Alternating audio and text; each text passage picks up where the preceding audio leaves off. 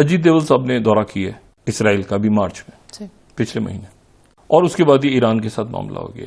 आज मैं देख रहा था कि इंडिया के जो एनवॉय हैं, आई थिंक उनका नाम है नॉर गिलन, उन्होंने तकरीबन 60 इंडियन कंस्ट्रक्शन वर्कर्स को इजराइल भेजा है। सर वहां पर अभी इजराइल ने इंडिया के प्राइम मिनिस्टर, इंडिया के फॉरेन मिनिस्टर से रिक्वेस्ट की है कि आप हमें अपने वर्कर्स दे दें, कि हमें काम करने के लिए आपके वर्कर्स की जरूरत है। जो अदानी ग्रुप है उन्होंने इसराइल के साथ 30 flight Adani defence Israel weapon industry and wheels India's first artificial intelligence based futuristic firing system, कि एक तरफ इंडियंस को बुलाया जा रहा है, दुनिया में आए काम करिए, उनके लिए कॉरिडोर खोले जा रहे हैं, और एक पाकिस्तान है जहां पे हमारे लोग जो हैं वो भाग रहे हैं। इंडियन की अगर बात करते हैं ना आप, तो उनके एजुकेशन के साथ साथ जो है ना, मैं आपको सीधी सी बात करूं तो उनको टेक्निकल भी ट्रेनिंग्स दी जाती है, टेक्निकल भी एजुकेशन दी जाती है उनको, ठीक है। 10,000 जॉब्स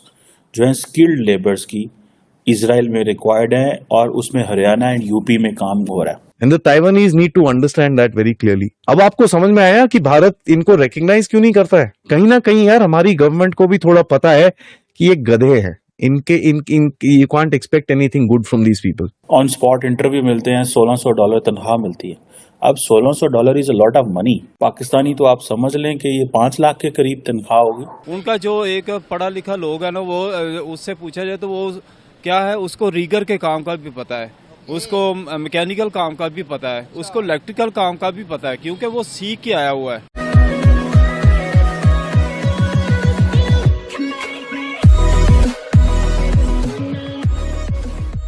नमस्कार दोस्तों, पिछले दिनों जो इजराइल और हमास वाली सिचुएशन हुई, उसके बाद इजराइल से पैलेस्टीन के जितने भी नागरिक थे जिनको काम पर बुलाया जाता था उनको भगा दिया गया। उसके बाद इजराइल और इंडिया के बीच में एक डील हुई कि भाई इजराइल के अंदर जितने भी वर्कर्स चाहिए वो इंडिया यहाँ पर सपोर्ट करेगा, इंडिया प्रोवाइड करेगा, और तकरीबन $1,500 की आप कह सकते हो कि $1,400-1,500 की यहाँ पर सैलरी उनको दी जाएगी। 1500 मतलब हो गए 1,20,000 के आसपास, जो बहुत अच्छी अमाउंट होती है। अगर पाकिस्तानी रुपयों में अगर आप काउंट करो तो मल्टीप्लाई बाय 3 to 4 आप कर सकते हो, मतलब 3.5-4 लाख से लेकर 5 लाख तक वो अमाउंट पहुंच सकती है। बात दरअसल यहाँ पर यह है कि पूरी दुनिया के अंदर इंडियन वर्कर के लिए जगह खोली जा रही है।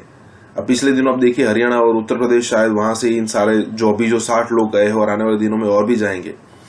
तो कहने का मतलब ये है कि हो सकता है इनका सारा का सारा बैकग्राउंड चेक किया जाए कि भाई इनका कोई क्रिमिनल रिकॉर्ड नहीं है वगैरह वगैरह।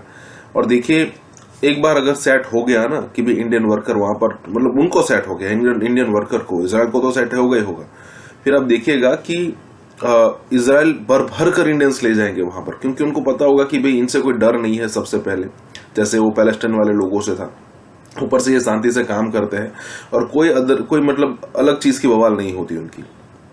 यहाँ पर यही बात हो रही है। इसी के साथ ही वीडियो शुरू करते हैं। और हाँ दोस्तों, सुपर थैंक्स के जरिए हमें मदद करना ना भूलें। जो हैं वो जा रहे हैं इजराइल काम के लिए, जॉब के लिए, और हमारे जो लोग हैं और जो हम हैं वो जो बाहर से आए हुए वर्कर्स हैं उनको भगा रहे हैं। आज मैं देख रहा था कि इंडिया के जो एनवॉय हैं, आई थिंक उनका नाम है नॉर गिलन, उन्होंने तकरीबन 60 इंडियन कंस्ट्रक्शन वर्कर्स को इजराइल भेजा है। और वो भेजा इसलिए है कि वो जाके इजराइल के लिए कंट्रीब्यूट करें, काम करें। और हमारी पोजीशन ये है कि यहाँ पे चाइनीज भी भागते हैं, यहाँ पे श्रीलंकन भी भागते हैं, डिस्पाइट द फैक्ट कि इजराइल के अंदर हमास और इजराइल की जंग हो रही है। जो पैलेस्टीनियन लेबर्स जो थी, जितनी भी थी, वो सारी शट डाउन हो गई, निकल गई वहाँ से और वो चली गई बहुत ज़्यादा। अब ये है कि इंडियन जो हैं वो जा रहे हैं वहाँ पे। सो इंडियन लेबर पहले मिडल ईस्ट में छाई हुई थी। इंडियन डायस्पोरा तकरीबन 4 मिलियन के करीब अमेरिका में है, बरतानिया में, ऑस्ट्रेलिया में, पूरी दुनिया में वो अपने पंजे गाड़ के बैठे हुए हैं। और ये जो पोजीशन अभी डेवलप हुई है कि एक तरफ इंडियंस को बुलाया जा रहा है, दुनिया में आए काम करिए, उनके लिए कॉरिडोर खोले जा रहे हैं, और एक पाकिस्तान है जहाँ पे हमारे लोग जो हैं वो भाग रहे हैं। हमारे लोग मुल्क छोड़ना चाहते हैं और जो बाहर से आए हुए हैं वो भी मुल्क छोड़ना चाहते हैं। अगर मैं देखूं हमारे पड़ोसी मुल्क इंडिया की, तो सर वहां पर अभी इजराइल ने इंडिया के प्राइम मिनिस्टर, इंडिया के फॉरेन मिनिस्टर से रिक्वेस्ट की है कि आप हमें अपने वर्कर्स दे दें, कि हमें काम करने के लिए आपके वर्कर्स की ज़रूरत है। ना सिर्फ वर्कर्स, आपको पता है कि इंडियन जितने स्विट्ज़रलैंड की टोटल आबादी है उतने इंडिया हर साल में क्या करता है, इंजीनियर प्रोड्यूस करता है। इंडिया की इतनी दुनिया में वर्थ है कि वो एजुकेशन के लिहाज से भी दुनिया उसको डिमांड करती है। हमारे मुल्क के अंदर कल परसों की बात है, क्या हुआ कि चाइनीज़ के बस में आपको पता चला कि खुदकश धमाका हुआ। तो हम सिर्फ जो बाहर से आकर हमारे मुल्क में काम कर रहे हैं वो सेफ नहीं है। तो इंडिया को देखें, इंडिया के अपने मुल्क से बाहर लोग डिमांड कर रहे हैं कि अपने वर्कर्स भेजें, ऐसा क्यों है? असल में वो बात तो ये है कि वो चाहते हैं कि हमारा जो इंडियन की अगर बात करते हैं ना आप, तो उनके एजुकेशन के साथ साथ जो है ना, मैं आपको सीधी सी बात करूं तो उनको टेक्निकल भी ट्रेनिंग्स दी जाती है, टेक्निकल भी एजुकेशन दी जाती है उनको। ठीक है, हमारे पाकिस्तान में इस वक्त ये ट्रेंड नहीं है। हम वैसे तो चाहिए हुक्मरानों को, जो इस वक्त जो हमारी हुकूमत है, इनको चाहिए कि ये स्कूल के अंदर जो है ना या कॉलेजेस के अंदर ऐसा सिस्टम लाएं कि जो कि पढ़ाई के साथ साथ उनको ये टेक्निकल की एजुकेशन भी दी जाए, ताकि वो टेक्निकल इंजीनियर्स के तौर पे सामने आएँ। उनका जो एक पढ़ा लिखा लोग है ना, वो उससे पूछा जाए तो वो क्या है, उसको रीगर के काम का भी पता है, उसको मैकेनिकल काम का भी पता है, उसको इलेक्ट्रिकल काम का भी पता है, क्योंकि वो सीख के आया हुआ है। तो हमारे जो लोग हैं सिर्फ सोया के एजुकेशन के अलावा हमारे पास और कोई चीज़ नहीं है।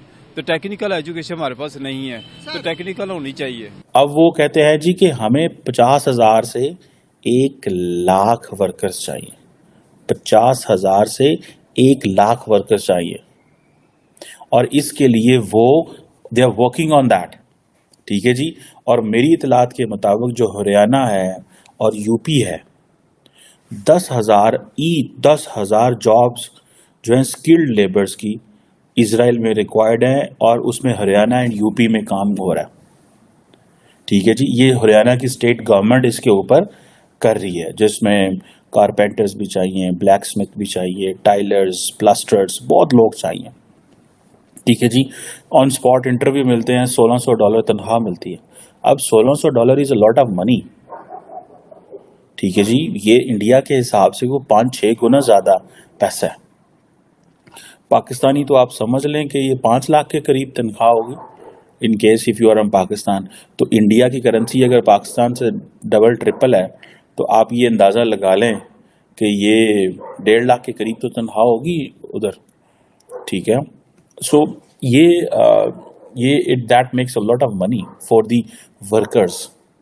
मेरा नहीं ख्याल नॉर्मली कारपेंटर्स और ये जो इंडिविजुअल काम कर रहे होंगे उनके लिए इतना पैसे कमाना मुश्किल होगा, लेकिन $1,600 अगर इजराइल में आपको मिल रहा है as a work, so India ने इस तरह फ़ायदा उठाया अपनी पॉपुलेशन का।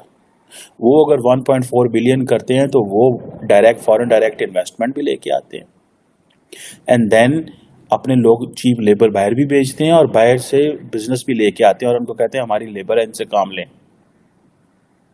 हमारी लेबर है, इनसे काम लें। हमारे पास चाइनीज़ आते हैं, हम उन चाइनीज़ को मारते हैं।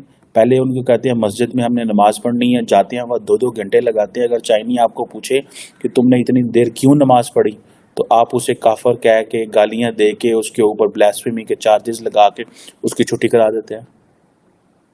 क्योंकि मैंने इसके ऊपर एक कुछ लिखना चाहता था कि हम लोग जो हैं, हमने चाइना को कभी मजहबी एंगल से नहीं देखा। हम अमेरिका को, बरतानिया को, इंडिया को, ईरान को, अफगानिस्तान को एक रिलीजियस एंगल से देखते हैं, लेकिन हमने चाइना को कभी रिलीजियस एंगल से नहीं देखा। अब जब हमने देखना शुरू किया तो चाइनीज़ के लिए भी वही मसले पैदा होने हैं जो बाकियों के लिए मसले हैं, क्योंकि हम तो किसी को बर्दाश्त ही नहीं करते।